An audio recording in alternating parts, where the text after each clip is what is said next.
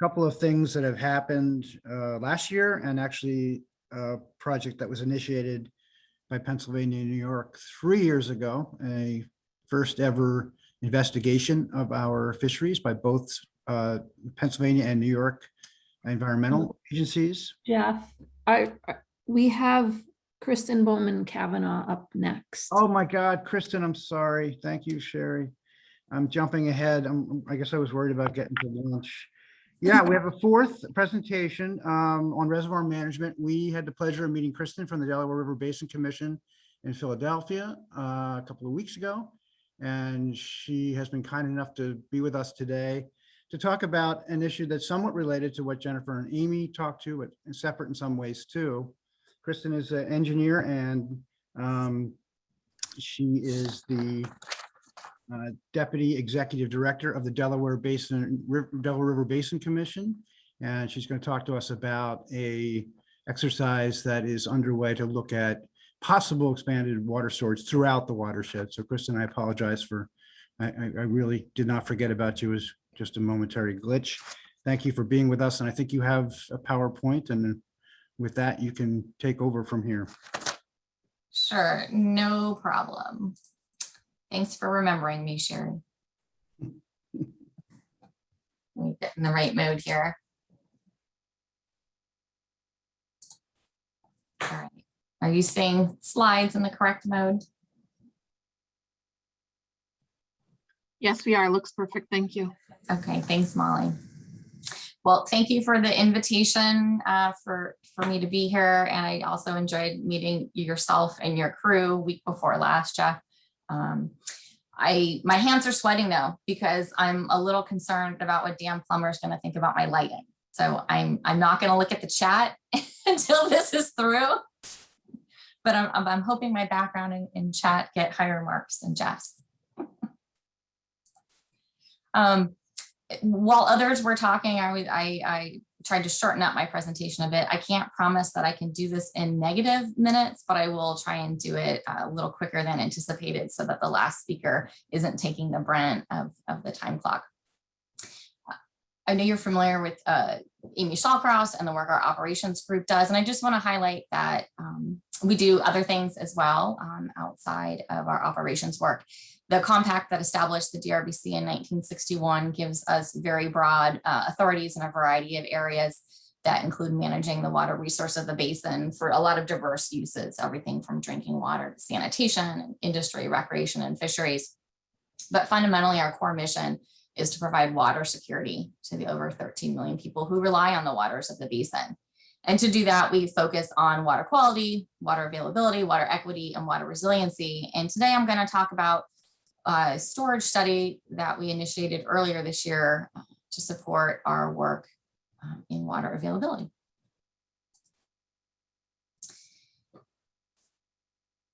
We think about a lot of questions when we think about water resources management, and we really need to think long-term. Sometimes we don't know what we don't know, and by asking questions, we can either figure things out or open up cans of worms that are good for us to understand a little bit better what we don't know. So we have quite a few questions that we're looking at towards 2060, which is our typical planning horizon. Questions surrounding the adequacy of the available storage in the Delaware River Basin, not just for emergency storage, but for normal operations as well. How future conditions and future storage and future demand will all play into drought conditions in the future, the adequacy of flow objectives, which Amy and Jen have spoken to you about before and a little bit earlier today. But also looking at on our tributaries and our smaller rivers, water budgets in our subbasins in terms of how does future supply match up with future demand, and are we going to have enough water?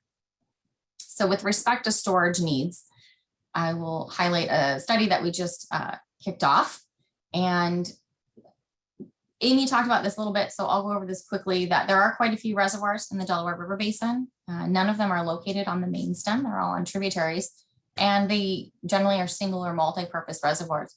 When it comes to water supply, New York City has the big three, of course, that their reservoirs are primarily for water supply.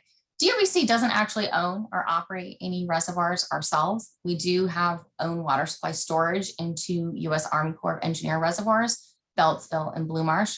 And of course, there are quite a few other reservoirs in the basin, and we have access to volumes in those reservoirs during drought emergency conditions as well. So the purpose of the storage feasibility study that I'm going to speak to you about is to explore the feasibility of additional freshwater storage in the basin. And I want to emphasize this is a feasibility storage. We're not planning on going out and building a reservoir next year, but we really need to think long-term. And at this point, we actually have not identified a specific immediate need for additional storage, but this study is occurring in parallel with a lot of other planning studies that we are doing that will help us determine if there is a need for storage, if so, where in the basin. And we initiated this study in April of this year with Mott McDonald as a contractor or consultant. And it's expected to be about an 18-month study. And it's a planning level inventory to look at potential options in the basin.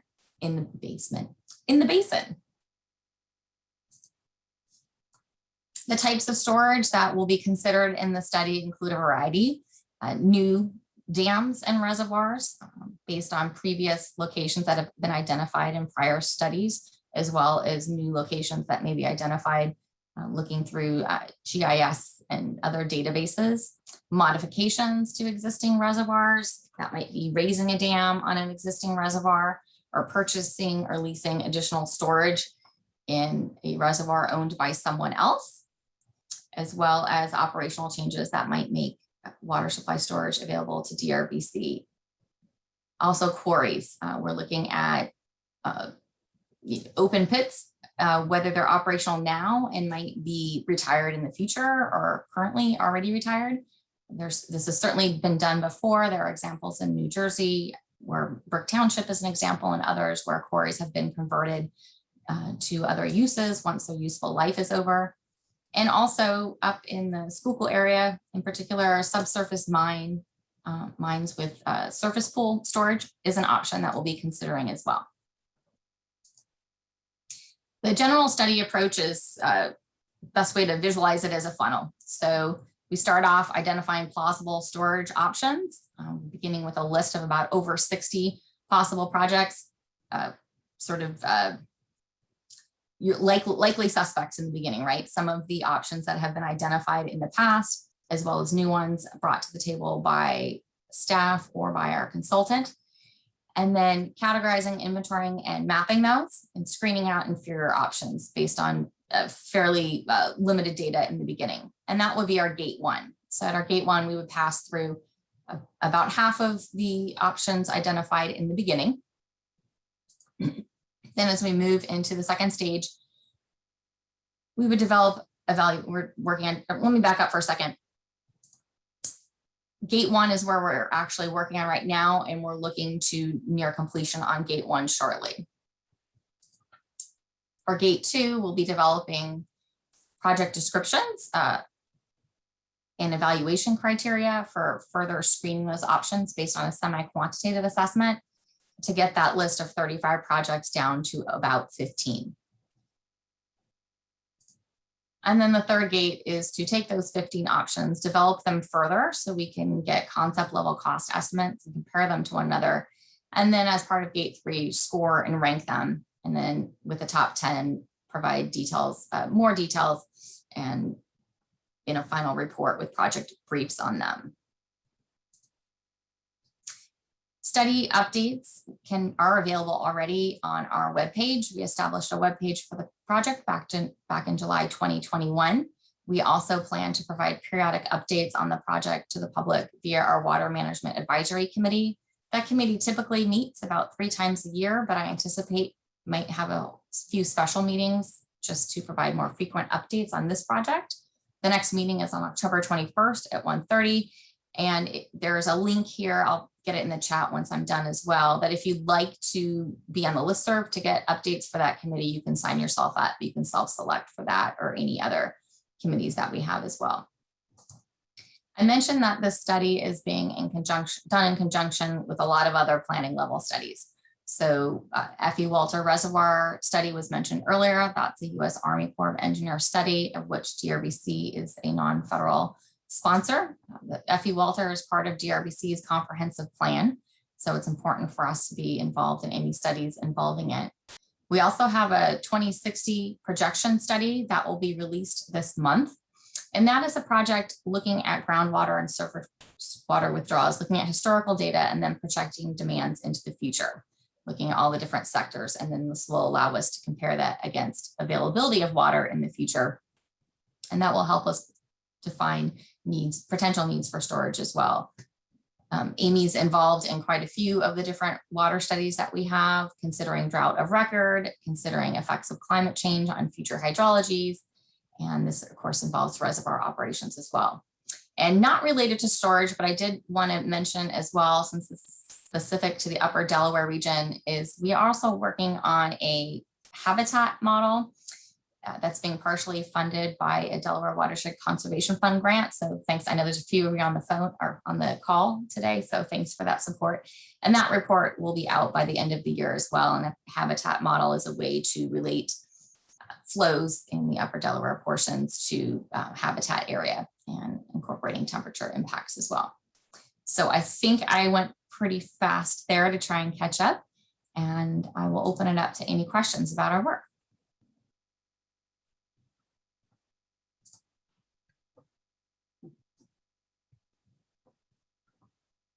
All right, thank you so much. It looks like, do we have just one question here? So planning for storage should factor in anticipated water availability. There have been large differences in estimates of system yield, largely between New York City and New Jersey. Is this being addressed in your work? That is not a question that is being answered as part of this storage feasibility study.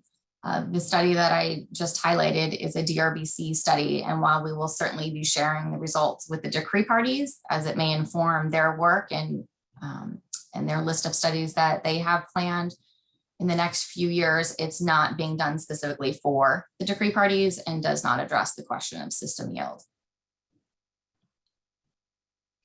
Okay, well, thank you so much again, and thank you for, keeping right on track with your time. We appreciate that.